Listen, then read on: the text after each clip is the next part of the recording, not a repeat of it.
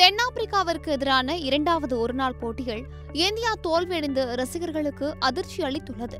விராட் கோலி, ருதுராஜ் இருவரும் சதம் அடித்தும் கூட தென்னாப்பிரிக்காவின் வெற்றியை தடுக்க முடியவில்லை. இந்த நிலையில் பிசிசிஐ தோல்விக்கான காரணம் குறித்து கேப்டன் ராகுலிடம் விளக்கம் கேட்டதாம். இதற்கு ராகுல், பேட்டிங்கில் தான் கோட்டை விட்டோம் என கருதுகிறேன். கடைசி நேரத்தில் அதிக பவுண்டரிகளை அடித்திருக்க வேண்டும்.